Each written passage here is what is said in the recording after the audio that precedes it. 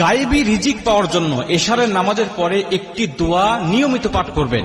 আল্লাহ পাক আপনাকে গায়েবী রিজিক দান করবেন। এই দোয়াটা রাসূল সাল্লাল্লাহু আলাইহি ওয়াসাল্লাম নিজে তার মেয়ে ফাতেমা রাদিয়াল্লাহু তাআলা আনহাকে শিখিয়েছেন। আল্লাহ রাসূল সাল্লাল্লাহু আলাইহি ওয়াসাল্লামের দরবারে একবার কিছু বকরি আসলো হাদিয়া। আলী রাদিয়াল্লাহু তাআলা আনহু এগুলো দেখে চলে গেলেন ফাতেমার কাছে। এদিকে ফাতেমা রাদিয়াল্লাহু তাআলা আনহার ঘরে কয়েকদিন যাবত কোনো খাবার নাই। আলী রাদিয়াল্লাহু তাআলা আনহু বলছেন, ফাতেমা, আমি দেখে আসলাম তোমার বাবার দরবারে অনেক বকরি হাদিয়া এসেছে, যেহেতু আমাদের ঘরে কোনো খাবার নাই, তুমি একটু গিয়ে নবীজি সাল্লাল্লাহু আলাইহি ওয়াসাল্লামকে বলো একটা বকরি যেন আমাদেরকে দেয়, তাহলে আমরা অন্তত ছেলে সন্তান নিয়ে আমরা কয়েক বেলা খেতে পারবো। ফাতেমা রাদিয়াল্লাহু তাআলা আনহা বলেন, ঠিক আছে, তাই হবে।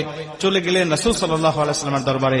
বাবা, আমরা আজকে কয়েকদিন ধরে না খেয়ে আছি, আপনার জামাই দেখে গিয়েছে, বলেছে একটা বকরি হাদিয়া দিলে আমরা একটু ভালোভাবে কয়েকটা দিন খেতে পারবো।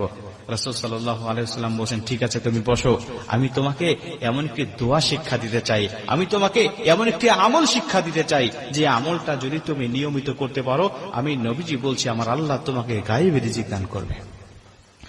মুসলমান ভাইরা রে আমার, মনোযোগ দিয়ে শুনে নেন।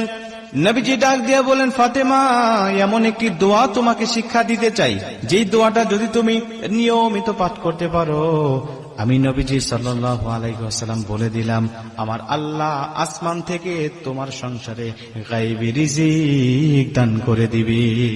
ফাতেমা, তুমি বলো, এখন তুমি বকরি নিবে নাকি এই দোয়াটা তুমি আমার কাছ থেকে শিখবে? ফাতেমা রাদিয়াল্লাহু তাআলা আনহা ডাক দিয়া বলেন, বাবা, ঠিক আছে, তাহলে আমি বকরি আপনার দরবার থেকে চাই না, কারণ একটা বকরি দিলে হয়তো বা একদিন দুই দিন আমরা খেতে পারবো, কিন্তু পরবর্তীতে আমরা কি খাবো বাবা? কিন্তু আল্লাহ যদি গায়েবী রিজিক আমাদের সংসারে দান করে, এটা তো অফুরন্ত হবে, কখনোই শেষ করতে পারবো না। বাবা, বকরি আপনার দরবার থেকে নিতে চাই না, ওই দোয়াটা শিক্ষা দেন, আমরা নিয়মিত আমল করে আল্লাহর গায়েবী রিজিকের অধিকারী হয়ে যাব।